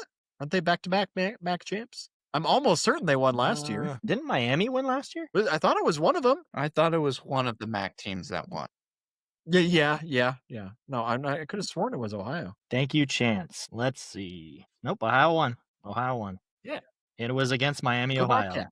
Yeah, those were the two in it, and it was a blowout. You know, I think Miami, Ohio's defense might be a little bit better than Ohio's, but Ohio's offense looks a lot better, so I picked Ohio. Ohio also seems to have better head-to-head matchups. I mean, they both played Rutgers. Ohio kept it super close, only lost by 3. Miami, Ohio did not keep it close with Rutgers. Ohio has a win against a P5 school in West Virginia, so I'm taking poor Rutgers. Yeah. Poor Rutgers has to play every single team from Ohio. Yeah. To be fair, and they don't really look good against any of them. You know, Rutgers is having a better year than they usually do. So, you know, good for them. There's a lot worse teams right now in the Big Ten. They'd probably clean house in the ACC. Maybe. All right. Into the American Conference, what is basically like a semi-playoff game for them. Even though Tulane let us down last week and lost a terrible blowout game that for some reason Connor bet on them for. To be fair, I would have bet on them too, Connor. I'm not going to say I would have bet differently. That was a weird one. But Tulane going on the road against Memphis this week. As I just made it pretty obvious who I think is going to win. I think Memphis is going to take this one. They seem to have no weakness right now. The only weakness they had was against UAB, and it was because their quarterback was out. So, you know, I feel like Memphis has it. So. Okay, and before we go any further into talking about Tulane, are we all like in a hardened shelter? Because I'm pretty sure that Jake Retzloff's burner account has like a hitman coming after us. I was about to make. We got to be careful what we say. We got lit up in the comments by someone who is like almost a suspiciously devoted fan of Jake Retzloff, and the only reasonable explanation we can think of is that it was actually a burner account of Jake Retzloff. And if either direction, if it's someone who somehow is so obsessed with Retzloff, you need to get a life. Because this guy is probably going to play 2 years in the CFL and then call it a day and then start selling insurance or something. And good on him for having the resume that he did. I wish him nothing but the best, but that's about all he's going to do in the football world after this year. And if it's Jake Retzloff, maybe if you stayed off of the Instagram and TikTok and YouTube comments for a little bit and looked at your playbook, then you wouldn't need to steal plays from other teams. And maybe you actually might be able to hack it in the P4. And maybe you might be able to get into the later rounds of the NFL draft. So either way, we got some people who need to get a life. Go Tigers in this. What's funny is they stopped commenting once I said, hey, Jake, we'll always have last season. We still love you. They finally stopped commenting. Yeah, there's been some of that on Twitter too, where it's been weird. Where he's like, the person's been like, yeah, well, if the receivers would just catch the ball and they keep dropping the ball, whatever, and then the comments just flood with BYU fans, just like, we love you, Jake. Don't worry. We'll always have last year. You're number one in our hearts. It's just like they're ignoring. We're the never going to name. take you back, but we love you. Right. Well, it's just funny because it's not Yeah. Jake's official Twitter, but everybody's acting like it is, right? Because it's just it's so odd that people are just so defensive of him, or again, he just has to have a burner. I'm more convinced it's a burner than an actual fan, but I could be wrong. Real quick, in case it wasn't obvious enough, I'm picking Memphis in this one. I heard you say go Tigers. Memphis is a team that has cracks for sure, but they look way more put together than Tulane does right now. Tulane's a good team, but again, they're going to get like the Outback Bowl or the Pop-Tarts Bowl or the Duke's Mayo Bowl or something like that. And then we're never going to hear from Jake Retzloff again. That's about all Tulane's going to amount to. And Memphis is legitimately in the hunt. That Memphis might lose this game, but it would be because Memphis fell apart, not because Tulane is good. Real quick, Chance, before you give your answer, just to put it to rest, what quarterback would you prefer to have playing for you right now? Jake Retzloff or Bear Bachman? I appreciate what Jake did for us, but I appreciate that he is not our quarterback right now. Just making sure. Yeah. And I mean, the reason why these fan accounts are going off is because they benched him last week. For the second time this Jake got benched. So yeah, they're in a weird position because after they benched him, the backups played terribly too. So who do they start? What do they do? What confidence do they have? I mean, that's not a position you want to be in. Bench me once, shame on me. Bench me twice, you should probably just sit down, Jake. Yeah. I don't know who's going to be the quarterback. I don't know who's going to have confidence. They all look terrible. So give me Memphis. All right. Big matchup in the Big Ten. Probably the last one of the year until maybe Ohio State, Michigan. Oregon on the road against the Hawkeyes. How much of a chance do you think those Hawkeyes have, Connor? None chance. No, I mean, I think that their game where they played pretty well against Indiana was a fluke. Their offense is slightly better than it has been in recent years, and that's a low freaking bar. No, or Oregon is probably going to get a playoff bid. They look really good. Just like with Oregon any other year, they're not going to do anything with it. And they're not going to be able to close it out when it matters. Yeah. Iowa, yes, they're 4-1 in conference play, 6-2 overall, but like I have no confidence in Iowa. I mean, they lost to Iowa State. Do we need to say anything more? They lost to Iowa State. They did beat they beat Penn State that's what I was saying. They almost lost to Penn State. So did Oregon. Yeah, so did Oregon. Well, different circumstances, I believe. That part I really do believe those were different circumstances. I believe that was Penn State's dying breath was that Oregon game. So it was one game. They only cared about one game the whole season. That was beating Oregon at home. Well, but here's the thing that I'm very confused on, if I can go next. Yeah. I have no idea who this Oregon team is. Reason being is, yeah, they beat Penn State, which we've learned Penn State is not good unless you look at the S&P Plus, where they're like 20th, and apparently they're the 20th best team in the country. And they beat Northwestern. That's their best win, is Northwestern. They have played nobody. So how do we really know who Oregon is, except for they got beat by Indiana? I don't know who Iowa is either. I know coming into the season when I was researching them and everything, I knew that they would have a better offense. They went out and they really tried to get an offense, and I think it is better. Their better offense is 132nd in the country in passing yards. Yeah, they're not great at passing. No, it's going to be their rushing yard. So for a team that physically can't throw a football, their rushing game is still barely in the top 40. Yeah, their defense is really good, but I mean, I don't. I don't think it's a bad Iowa team. I think they're capable of winning. I don't know who to trust. And typically when I don't know who to trust, I go with the team that has a bunch of 5 stars and has done it in the past. So that's why I'm going to go Oregon. But I wouldn't be surprised if Oregon struggles and they're not the team that everybody thinks they are just because they beat a Northwestern team. That's all I'm saying. Well, you see, Connor, this morning I was meditating, right? And in my meditation, I saw this waterfall and it opened up and I saw the letters I and you. Go Hawkeyes. Hawkeyes beating the Ducks and ruining their season at home. Go Okay. I would love that. I would love that. I mean, that would shake things up. That would make some room at the top. Mm-hmm. I just and that would honestly bring Iowa straight to the top of the conference in the mix with everybody else. Would it, or would it just make Oregon look pathetic? Both. Well, because I mean, then they'd have to go into USC. Yeah. Because Oregon is only favored by 5.5 points in this game. Yeah, it's a bold pick, but this is a bold show. We do bold things on here. Go Hawkeyes, baby! Oregon, That's I wanted them It's to do well, and then they choked. So I'm going Hawkeyes. Well, I am actually going to bring them up in my this was one of the games that I picked in my Vegas segment, so we'll see. What were you saying, Chance? Nothing. He's just surprised at the spread. Oh, okay. All right. Another Big Ten matchup. Nebraska on the road against UCLA. A UCLA team that was really starting to fight their way back into the picture, and then they ran into a giant in Indiana, unfortunately. Can they bounce back this week? Chance. No. Oh, go ahead, Chance. Okay, Connor. No. Is that your answer, Connor? No, they can't. Okay. Nebraska without Dylan Raiola? So you're picking UCLA? Yeah, they don't have Dylan Raiola. Didn't Dylan Raiola?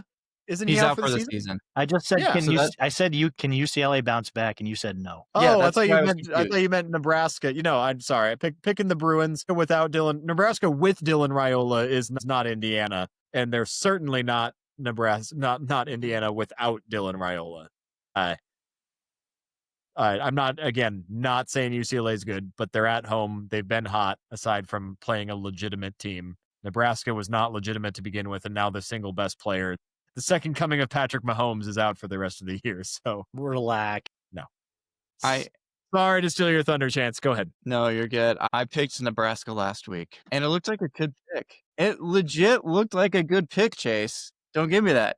Until Dylan Raiola went out, they were winning. And then they were a completely different football team and blew it. And I did not know Raiola had that much of an impact. So therefore, I am not going to pick that team ever again to win until Dylan Raiola gets back, because they look like a shell of themselves without that QB. Yeah. I've had the benefit of picking against Nebraska every single time and being correct. The only time I picked Nebraska, I believe, was against Maryland, and they won that game. So I am 3-0 in Nebraska picks. However, I am 0-2 in UCLA picks. So this one hurts. One of those might be screwed up this week. Might be. But I'm picking UCLA. I really hope I don't regret it. I hope they are truly a different team than they were at the beginning of the season, and that those 3 games they belted off against conference opponents weren't just a complete fluke of testosterone and whatever. I don't know. I hope they can. So I'm taking UCLA as well. I'm actually kind of surprised you guys both took UCLA, but okay. We're being very kind to the Big Ten this week.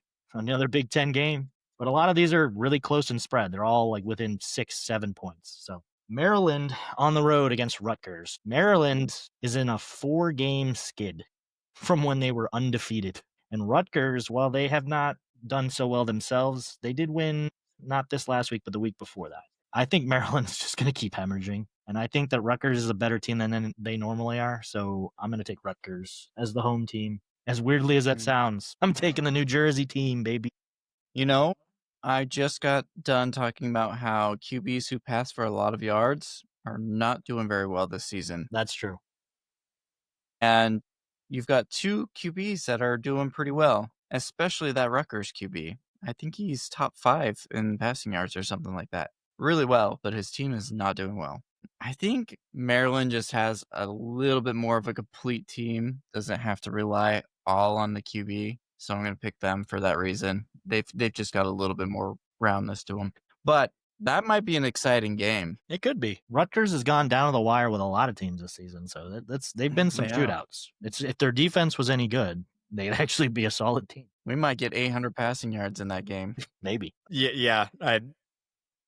Maryland is their streak's got to end sometime, and I feel like Rutgers. I'm amazed that a Rutgers team has 4 wins. Period. Their defense is 115th in the country. All they can do is pass, and their quarterback is pretty dang good.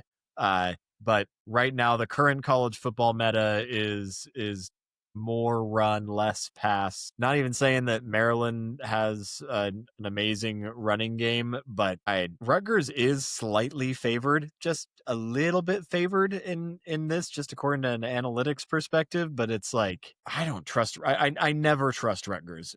You can call it pseudoscience, call it whatever. I don't trust Rutgers to do anything right with their lives ever. And not that Maryland's much better, but yeah, go Terps. I know it's in Jersey. I don't think that there's a big home field advantage in Piscataway. Probably not, but maybe they get a little bit more rest.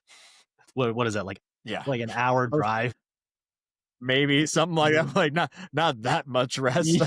I'm pretty sure they can sleep. I'm pretty sure Maryland's going to sleep in their own beds that morning. Yeah, maybe they get an extra 5 minutes. That really gives them the edge, Yeah. They don't even have to worry about the hotel breakfast. All right, SEC matchup.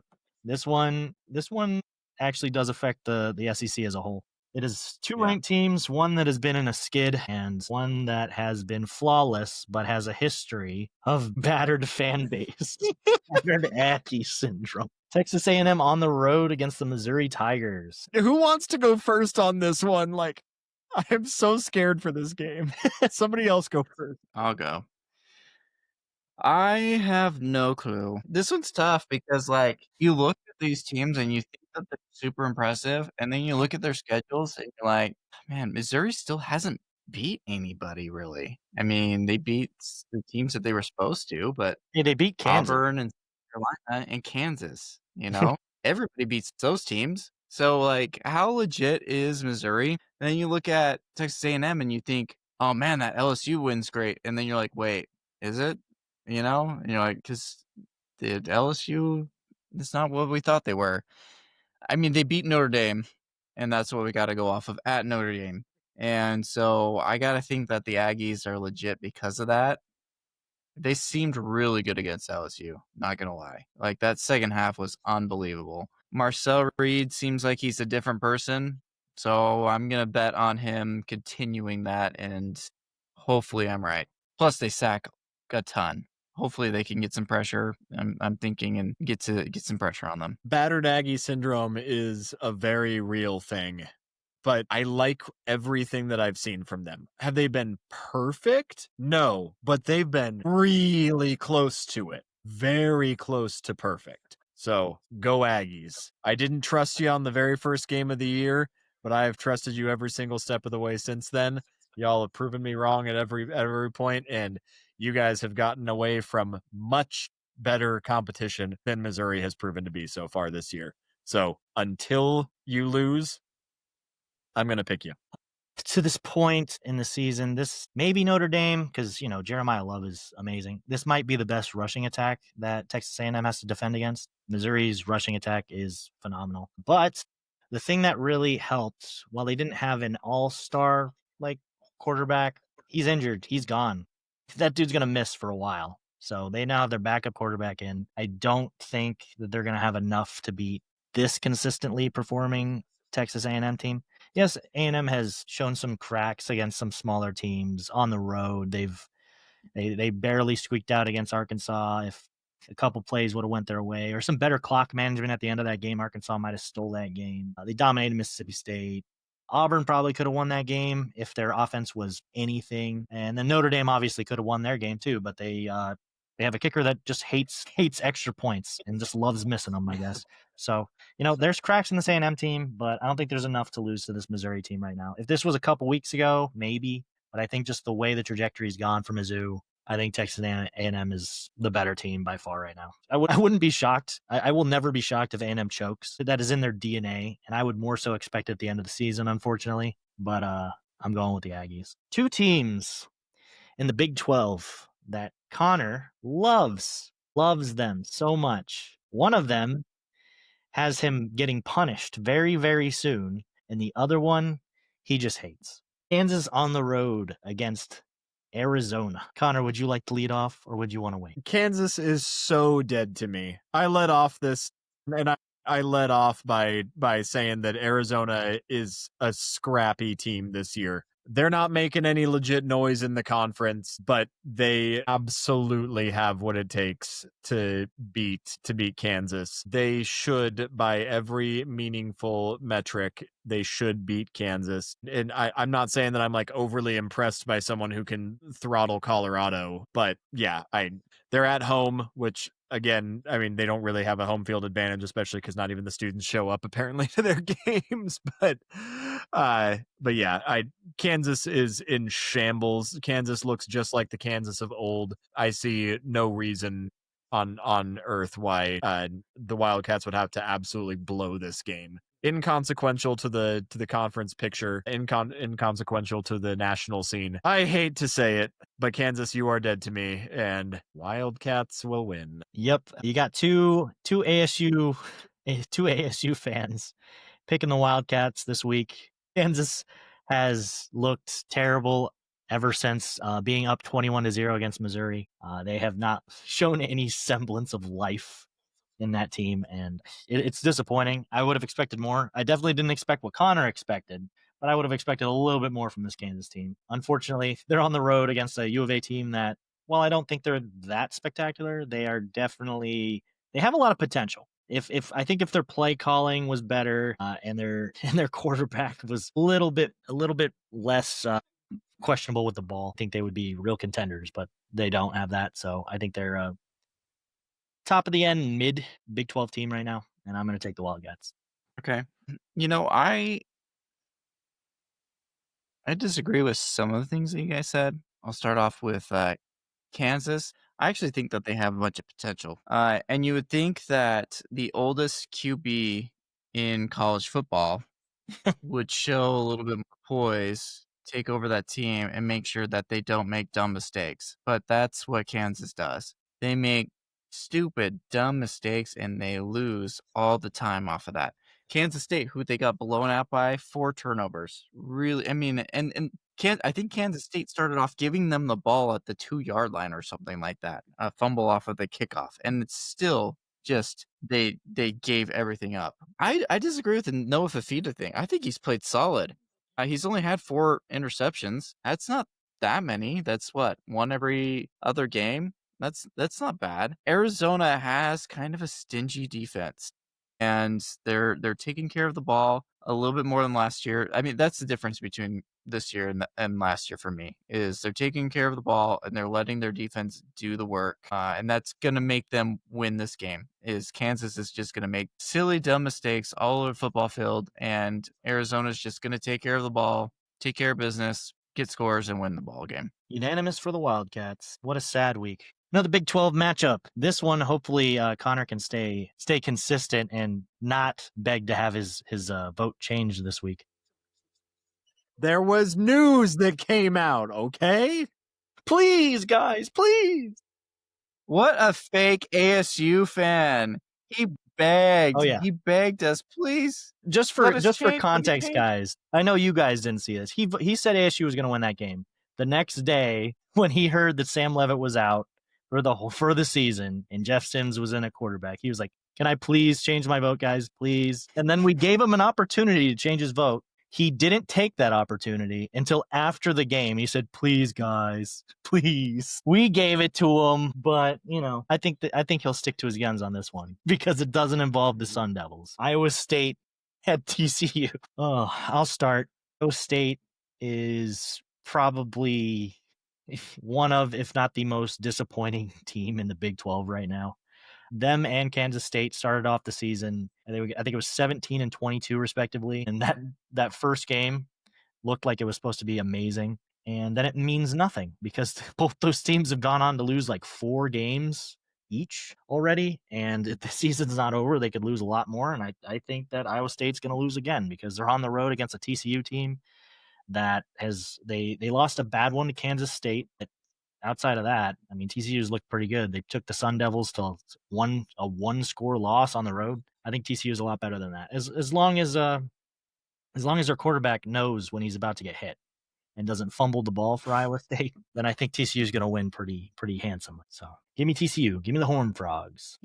Remember when TCU was ranked and everybody was so high on them and they were rolling teams? Why did everybody just back off so suddenly? I get they lost to Kansas State, but Kansas State a return to form. We just all jumped off of TCU. Nobody mentions them. Nobody talks about them. They're still a good team. Josh Hoover is still on the field. And like Chase said, as long as the offensive line gives him a couple more seconds, because if he doesn't, he has no awareness in that pocket whatsoever. He will dot you up. And their defense is slightly better than Baylor, and they'll keep him in the game. So yeah, I like TCU for that reason, because they're at home. But also Iowa State. I mean, I called at the beginning of the season that these guys were frauds, and that they were definitely not deserving to be ranked. I feel bad for them because the injury bug hit them, and they hit them hard. I mean, they've had a lot of guys out. They got healthy, and then they had some injuries again. But, I mean, they're just not going to be the same team. There's not the same motivation. That was a team that was thinking, hey, we're going to make the playoffs. This is going to be our year. We were one game out, and now they're down to, man, we were injured. There's nothing to play for. I just don't see it. So give me TCU. Same thing for the same reasons. Josh Hoover is still an animal if he can stay up. ISU was so ineffective against a beat up Arizona State line that ASU won Offensive Line of the Week in the conference this year. Yeah, that's rough.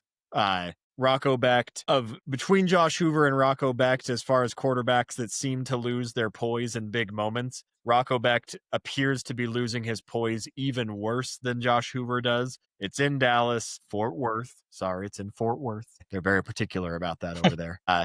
It's at TCU. Yeah, Horned Frogs all the way. TCU is still a very good team. They're not going to make a playoff run by any means, but there's no reason on God's green earth why ISU should win this game, for a lot of reasons. Oh man, what could have been? What could have been for this ACC matchup? You're going to do it to us. You're going to make us pick. What could have been for these two teams, man? One of these teams didn't have hopes right away. It took week one's beating Alabama for them to have some hype. Clemson, all off season, had nothing but hype. They were favorited to be in the national championship. Some of us had them winning the national championship. It's a preseason poll. You can't blame everyone. I think all three of us had them in the championship. So bad luck. Yeah. Bad luck. But only one of us picked them winning it. Still a bad look either way. Hey, in my defense, the other person picked LSU to win it all. Hey, man, they still have a chance. They just need a lot of help from dementia. But anyway, what could have been for Florida State at Clemson? This game should have been so much better. But, man, here we are. Two battered teams. I think each of them have at least 4 losses. Who's going to win this toilet bowl? You're making us pick, and let me be abundantly clear. I am being forced to pick one of these teams. I have to give the edge to Florida State because I feel like Clemson is in even more of a tailspin. The few bright spots that there are about both of these programs, and I'm talking like in a giant swimming pool of oil, there are a couple of bright spots speckled throughout, and there might be 2 or 3 for Clemson, and there's like 3 or 4 for Florida State. Yes, it's in Death Valley Junior, but it's very clear that home field advantage is not what it used to be. It's borderline meaningless. And that's saying something because Florida State's home field advantage also doesn't mean anything anymore. Let's hear it for the Noles because you're asking me to, not because I would be surprised either way. He's back on the Castellanos bandwagon, baby. Sure, that's what I am. Chance. In this matchup, yeah, I do think that Castellanos is the better quarterback, but that's a battle of low bars. Cade Klubnik hasn't played as bad lately. He's turned out to have an okay That's season. your highest praise you can give Clemson, is he's not that bad lately. Yeah, I know. You can't trust either of these teams. It's not. To be honest, both teams could have won a lot of games. Florida State could have had that Virginia game last week. Clemson could have had that Duke game. Probably should have. But one team has to win. If you're gonna, I have no idea. I guess I'm gonna go Florida State. I think they have just a little bit more than Clemson does. They can run and throw the ball, I guess, and Clemson can kind of throw the ball. You're right. First off, before I go, Connor, for some reason your mic went a lot quieter. I don't know if you moved away or something, but all right. Sorry. Yeah, it's still that's weird. Yeah, it's not registering as high as it used to. It's okay. I can normalize. I figured out how to normalize the sound. Just wanted to make sure. A couple weeks ago. Chance, did you notice yeah, that thank too, you or for is that pointing it just out, me? though. I don't pay attention. Okay. I get it. That's okay. He doesn't pay attention to us in the group chat either. No, nobody needs to hear my words anywhere. They're not worth listening to. I didn't notice anything. No, but now that you say it, maybe you are a little bit softer. Like I said, I figured out how to normalize the sound. He just called you soft, Connor. Did I? Okay, you could edit that part out. But for my pick, go Clemson. Go Tigers. Death Valley Jr., baby. Good on you, Chase. Good. That's your second going against the grain pick of the week. That's actually 3. But, screw it. We got this. Clemson. Chase, you are either going to catch up this week or you're going to fall terribly. You guys have said that every week, to be fair. And then every time that happens, law of averages comes in. I'm pretty Every sure week you stay exactly where you are. Yeah. This week, though, Chase, I don't think Connor and I have picked any teams different so far. Yeah, you guys have been holding hands a couple weeks, but I get it. And somehow I'm still beating him. Here's the thing. He had one really bad week at the beginning of the season, and he's been playing catch up since. And I had one mid-season, and it's been hurting me. But my whole mindset was I was trying to use logic this entire season, and look where that got me. What an idiot! I should have just been saying. I should have been saying fuck it and just picking some of these teams, because some of these have not made any sense the whole year. And Connor's got them, and I haven't. And sometimes we keep averaging out, but Connor's still in the lead. And I gotta get some luck somewhere. It's bound to happen at some point. Could it be this week? You're looking at Clemson to give you luck? Over Florida State? Sure. They're at home. I ain't mad about it. While they're at home, and I'm sure like maybe a quarter of the tickets will be sold for that game. Who wants to fire their coach first, really? I think Florida State's definitely going to fire their coach. Clemson might not, because, Dabo has an actual history of winning at some point, even though it hasn't been recent.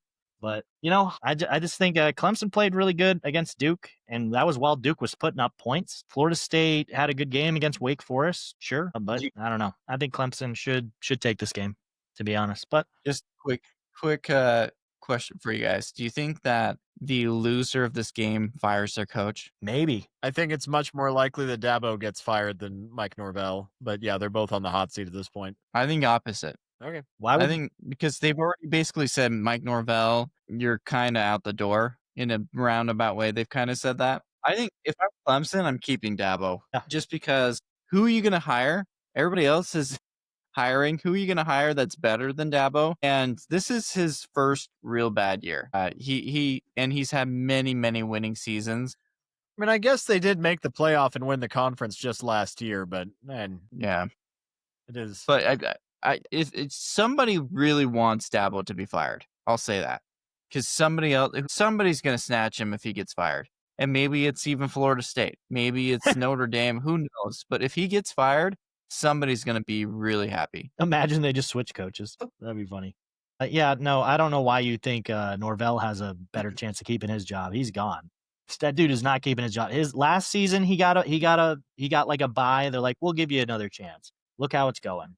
They're not going anywhere. Clemson, on the other hand, this is their first real down year. Like, they've had down years, but this is a down year. I think they could give him the benefit of the doubt. Maybe they fire him. I think it would be a bad idea right now with how little coaches there are right now for those roles, and how many other openings there are that are a better chance than Clemson. Clemson's a good school in a weaker conference, so they could get somebody good, or they could get Brian Kelly. So, you don't want that. So I honestly think Norvell, if he loses one more game, they're just waiting for him to lose one more game. If he loses one more, they're like, you're done, out of here. And I think he knows that. He has to win out, and he might still not retain his job. He might win this week, and they still fire him. That's what Florida did with Napier when they beat Mississippi. That's what's funny is actually Yeah. Mississippi State has had 3 coaches fired after beating Mississippi State too. So I don't know, but yep, I'm picking Clemson. Screw you guys. All right, SEC matchup, battle of the big boys, the coachless Florida Gators at Kentucky. Who you got? Kentucky just got the big win. Okay, that's a I don't Florida trust comment. Kentucky at all. I Wait. know that they just won, and I'm not saying Florida. You're picking some rough games this week, Chase. The bad teams are way harder to predict than the good teams. I can never trust Kentucky to do anything, so I guess give me the Gators. The coachless Gators are more likely to win than Kentucky is to win. Period. You know how relieved Florida has to be playing not a top 25 team? The first time in a while, other than Mississippi State. Did they beat Mississippi State? I don't even know. Yeah, by like 3 or 4. By like 3 or 4. Hey, At home. a win's a win. That home. doesn't come very often for the Gators. At home. Yeah, I think they looked at this game a long time ago and they're like, finally, there's a chance for us to win. And I think they're going to take it. Kentucky just won. They just won their first game, right? Last week against Auburn. First that SEC right? win. Yeah, against Auburn. Yeah, luck's not striking twice. Give me Florida. Fair enough. You know, I might have really just thrown my wits to the wind here and picked Kentucky because of their magic they had against Auburn on the road. But I'm going to more attribute that to the fact that Auburn was done with Hugh Freeze than the fact that Kentucky got it done. I think Florida's a good, like, if Florida had a schedule like some of these Big Ten teams, they'd still have a coach. They'd probably be like maybe 6-4 or something like that. I don't know. I think in their circumstances, they've done pretty well. They've kept it close in pretty much every game they've been in. They don't win many of them, but they've kept it close. So I think that they can beat Kentucky. I'm not confident they can beat Kentucky, but I think they can beat Kentucky. So I'm going to go with the Gators. Chomp, chomp on the road. Hopefully they're not too demoralized by losing to Georgia very close last week. Navy, guys. Navy on the road against Notre Dame. Navy was 8-0, and then they lost this last week against North Texas in fabulous fashion. And now they play an absolute gauntlet compared to the rest of their schedule. This is probably the second tough game for them their whole season. Notre Dame. Who you guys picking? Well, it's a good thing that Navy's going to bolster Notre Dame's resume, right? Yeah. Because we all know Navy's super legit, and Notre Dame will beat them and look real good. It's such a joke that somehow Notre Dame gets away with this. They can't Such keep a joke getting that away every with year. They play these teams that are mediocre but have good records and make them look better. Yeah, give me Notre Dame in a huge blowout. Notre Dame plus 30 or something. Hey, last week yeah. I said give me Utah by multiple touchdowns, and I was right. Yeah, it's not. I mean, Navy did the exact same thing last year, and I'm pretty sure it was. I'm pretty sure their downfall game was against Navy. Navy's a good team. That's it. They're nothing more than a good Group of 5 team. Not great. Yeah. The service academies, they're just not. They're a different type of school. They do a different type of thing. They're not going to pull the upset off. Now, Notre Dame has slipped up against G5 teams in the past and in recent memory, but not this one. This is no. Maybe this Not is even their a little bit. Northern Illinois. No, it's not. Dude, could you imagine? No. Could you imagine? Notre Dame by a mile. Notre Dame at home. Yeah, Notre Dame at home. Yeah, I was surprised to see this one on the list, my friend. Hey, remember, when I send these to you guys, you can vote in or out. This is not a dictator. Their records, Connor. Do you see both their records? So you keep saying I'm forcing you to pick these games. I'm not forcing you. Navy has 2 more wins than ASU right now. Yeah. Unfortunately, Navy, after losing to North Texas, they play Notre Dame this week, South Florida the week after that, Memphis after a bye week, and then obviously the Army-Navy game. So they started 8-0, and they're probably going to go 8-4 before that Army-Navy game. So that's unfortunate for them. Wow. But give me the Fighting Irish. Shocker. All right, and we've all been waiting for it. I mean, Chance has been waiting for Let's go. Chance has been waiting for this game his whole life. At least this season. At least this season. There's only been one other game he's been nervous about this season, and this one has been the one that's been really worrying him. So, Chance, how do you think BYU is going to do Oh, on I'm the going road. last. You want to go last? No, let me go last. Okay, Yeah, fine. I'll make it quick. Give me Tech. You don't have to make I'm kidding. break down the game. Throw your all. Remember when you picked against my team? Are you kidding me? I picked with your team every single time and they let me down every single time. No, you picked against them against Clemson, and how did that go? Okay, the one time I picked with them, all the other times and they let me down. Actually, I think you picked against them twice. Yeah, you picked Ole Miss too. So, and you got it. So, and I just wanted to bring that up. I'm still picking BYU, Chance. I'm riding with your team. I think they're the hotter team right now. Tech looked good in that the final score of that Kansas State game, but it was a lot closer than the final score looked. If Avery Johnson didn't throw 2 picks right at the end of that game, Kansas State might have actually made a splash. I think a lot of cracks are forming in this Texas Tech team. They're still at home. They're a good team. They've got so much talent on that team because of the transfer portal. They could definitely take this game, but I think BYU's got it. So I'm going to take BYU in this game. So they also have, I'm sure Chance will bring up more details, but BYU's got a couple people that have gotten healthy and are probably going to be playing this game. So I'm taking BYU. For metaphysical reasons alone, I opened my third eye, and it was revealed to me by the spirits and the inner fabrics of the universe, and in an interstellar-like moment of clarity. Yes, that. No, BYU's taking this one. Let's go. I hope that this game is so good. I hope that this game lives up, and I hope it's exciting. It scares me because both of these teams have pretty much everything on the line. Texas Tech has a little bit more of everything on the line because BYU has a little bit of margin for error. Texas Tech has none. They're at home. Texas Tech is a raucous fan base. They're a riotous bunch out there, and they're not known for being classy, and they're not known for being sanitary, and they're known for a lot of shenanigans to the visiting fan base. But BYU fans are rabid, and they will show up. If they played in Alaska, BYU fans would show up. And so I think there's going to be a little bit more blue and white in the stands than people are realizing. Maybe not enough to make a huge difference, but enough to be visible on camera. And I have yet to see weakness from BYU, especially as every week they've gotten better. They've had a bye week to let some people heal. Chance, you said it early on that they had one of the easiest starts to the season of anybody. They weren't even ranked until they were 5-0, and deservedly so.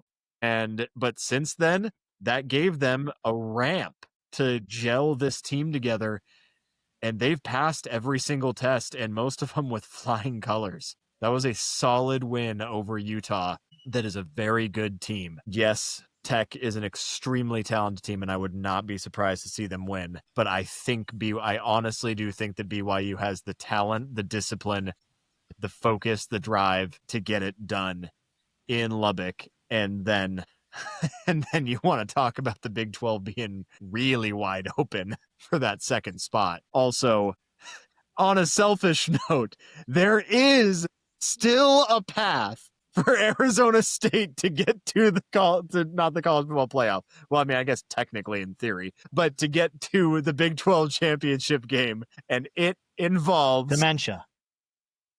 BYU winning this game. That head-to-head would make it happen, and then I just need Cincinnati to lose one more time, and then guess who's back, baby? Because ASU has a really weak end to the season. It is entirely possible that ASU goes 7-2 in conference play and has the head-to-head tiebreaker over TTU. I still need Utah to lose one more. They won. They beat Cincinnati. I need Cincinnati to also lose to BYU, and I need Utah to slip up somewhere. Connor. And then Jeff Sims is going to take the Sun Devils to the conference championship, and BYU is going to pave the road. Connor, why do you want to suffer so bad? Do you really want to see them limp into the Big 12 championship to get destroyed by BYU? You think a little bit? You think Jeff Sims is going to put up a ton of points against that linebacking core? Hey, they retired his jersey. All right. He's the Shedeur Sanders of Arizona State. For one game. No, but in all I have my own ulterior motives, but I really genuinely honestly do think that BYU can and will take this game. Chance, tell us how it is. Okay. Well, all I heard is that yes, thank you Connor for your breakdown. You really want BYU to win, so they will. I'm floored that both of you are picking BYU. Honestly, I did not expect you guys to pick BYU in this one. Tough game. Before I get into the breakdown and actual analysis about this game, this is two big time schools. They're on a trajectory, certainly skyrocketing. Both of these teams, I think, are going to be not in contention for this Big 12 championship game, but many, many more to come. Texas Tech signed a 4-star QB the other day, the number one of its class, the 2027 class. They're on a roll. BYU's on a roll. So with that, I think this might actually become a good rivalry between these two teams. And in that note, I think we should name this game because I think it's going to be an important game. I have seen some names online. I'm going to throw them at you guys, see what you guys think. Otherwise, I would love to hear in the comments section. We need to come up with a name for this game, a good one, because, again, I think it's going to be a rivalry. I've heard Battle of the Wild West, okay? Alcoholics versus Mormons. I don't really like that one as much. Hunt or Be Hunted game, or Battle of the Riches. Do we like any of those for this? I think we could do better. Be Hunted. I like that one. Hunt or Be Hunted. Okay. Anyway, leave some comments in the comment section. I think we could do better, but I think this game deserves a name because it's going to be big time for many, many years. Guys, I'm going to read out some stats for Texas Tech really quick. Bryce Pollock, he is number 6 in the nation in interceptions right now. David Bailey, number 1 in the nation for sacks. Jacob Rodriguez, number 1 in the nation for forced fumbles. Texas Tech as a whole, number 1 in the nation for rush defense. That's scary. I mean, that's not coming from one place or one player. That is multiple players that are in the top 6, top 5, or best in the country at what they do, all on Texas Tech's defense. They're nasty. They are really good. The problem is they aren't as healthy, and so that's why you're seeing some cracks, especially against the ASU game. Same with Kansas State. I think Kansas State's been playing a lot better, but they're good. That's just saying the defense. We've seen what they've done on offense for years now. Baron Morton is incredible. They've got great running backs and a great rush game. I mean, statistics love Texas Tech and they love Utah. Stats don't love BYU. They do not own the metrics by any means. So this game, BYU does have some advantages though. Red zone offense. Texas Tech only converts on 52% of red zones into touchdowns. Not a very high. I think they're 90th in the country on converting red zone attempts into touchdowns. BYU only allows 48%, which is best in the country. So if BYU can trade field goals for touchdowns, I think they're going to be in good shape. BYU isn't a turnover-prone team. They can, but they're not very prone at it, especially throwing the football. Bear's been pretty good at that. So if they can avoid that, that's going to be key as well. If you're looking at Texas Tech, your keys to victory is the Utah game, basically. You want to bottle up this offense. By the way, for BYU, availability report we talked about with Chase. It looks like LJ Martin is on track to play, which is a huge proponent of it. But again, Texas Tech, they're really good at rush defense. Jack Kelly, he is on track to play, so that's good. Jojo Phillips, who hasn't played that much, wide receiver, he's on track to play, so that's good. We don't know about Raider Dalmooney. He's questionable. Sione Mona, probably not going to play. So a little bit of a mixed bag for BYU, but honestly, with all things considered, you're probably counting that as a win for BYU because those are some really good players, key players that you need back. Mo would have been great, but you haven't had him all season. And Dalmooney is going to be a good question mark. If he's playing, that's another game changer for them. Texas Tech, they don't, again, rushing defense, don't count on it. If you got some rushing yards, you should be happy. And hopefully LJ Martin can produce some. You're going to have to throw it against these guys. And I know Bear hasn't shown that he's a freshman that much this year, but that's a scary defense. They're going to sack you. They're going to create pressure. You've got to be able to throw the ball. So hopefully getting JoJo Phillips back does a little bit for you guys. Again, if you're Texas Tech, you follow the Utah game to a T. You bottle them up. Good thing BYU is better throwing the ball a little bit better dimensionality there. I think BYU is going to cause a couple of turnovers. They're going to cause Texas Tech to get field goals instead of touchdowns, and they're going to win like 24-20. Give me BYU in a close game. Attaboy. For a second there, Chance, I thought you might actually do something. I was like, is he really it's gonna be close? It would is not he gonna surprise get me. run out of Provo next time he visits? What about tortillas versus ice cream bowl? The tortilla and cougar bowl, a cougar tail bowl, maybe. I'm very interested to see what the comments can come up with, because I'm like really struggling. I'm usually pretty good with the dad jokes and the puns and whatnot. There's got to be something good for this game. There's something there. There's something we're missing. All right, everybody. The picks are in. Week 11 is loaded. This one is going to shake up a lot of things. There is so much on the line, more so than ever before. The stakes are massive. I will get into my Vegas picks, and then we will wrap it up. Before you do that, just a real quick comment. I just want to say congratulations to Chance and Connor for picking the same picks all through 12 games, holding hands the entire time. Congratulations, guys. Oh, this way. All right, Chase, this is the time where you fall way behind. Okay. Or you take a commanding lead. Who knows? All right, everybody. That was the week 11 picks. For those of you who've been following along, I've been on a bit of a hot streak the last couple weeks. If you have been making every bet that I have placed on Instagram and TikTok, then you would be profitable right now, although I honestly don't know by exactly how much, but it has picked up, and that is kind of the cool thing about sports betting. We got a big one this week. I'm very interested as to why some of these teams are rated as this way, and sometimes these have bitten me by going for what I think is the sure thing, but we're going to do it. Indiana is only a 14.5 point favorite over Penn State. I'm seeing that as a 3-4 touchdown win over Penn State. Penn State is flailing right now, and Indiana's going into Penn State, but that program, I'm amazed they're even fielding a football team. Isn't Drew Aller out? Yeah. For the season too? Yep.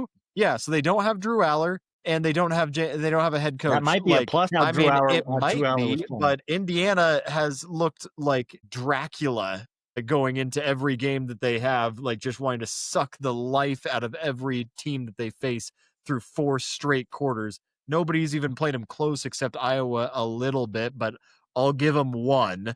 In 8 games, I'll give them one that was kind of close. UAB at Rice. Yeah, little guy game.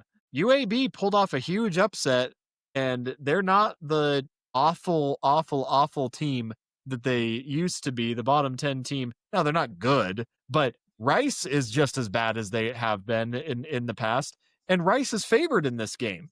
So I'm taking UAB with the money line in this one. And then Oregon, yes, 6-point favorite over Iowa seems a bit low to me. I'm taking the Oregon spread on that one. That's so Indiana spread, UAB money line, Oregon spread plus 688. $20 bet would pay $157. So that is almost 6 times your money. I didn't graduate college. Am I right on that? Yeah. Round robin that. Make sure you round robin. 8. No, that's 9. That's almost 9 times your money. Or no, oh my gosh. What is going on? Is it too late? You went to ASU, guys. Almost 8 times your money. Yeah, because that'd be 160, 2 times. Yeah. All right. We'll get there. Almost 8 times your money on those. As always, I'll post it on our Instagram and TikTok as well. That is Connor's Vegas picks of the week. Okay, guys, I said it at the beginning. I'm going to say it again. Thank you to all of our viewers who are growing every single week. We feel like we open up our analytics every week and look at the growth of this channel, and it is stable and it really spiked last week, and we can't tell you how grateful we are. I will say, SEC fans, particularly LSU fans, where are you guys? We talk you guys up a lot. We talk for people that, especially 2 out of the 3 of us that really dog on the SEC, and having a resident SEC super fan here. Where are you guys in our comment section? All we got is a couple of Texas crazies that are yelling at us, and once in a while the someone from the backwoods in Alabama makes it to a Starbucks just long enough to check Twitter, and that's it though. Where is LSU? Where are the Auburn fans? Where are the Georgia fans? Come on. Florida, we've talked up Florida quite a bit on here.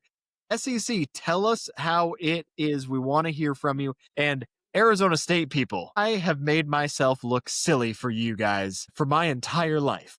Quite honestly, few people believe in this program. I might believe in this team more than Kenny Dillingham believes in this team. And Kenny Dillingham is still talking about that there's a shot at the playoff for this squad.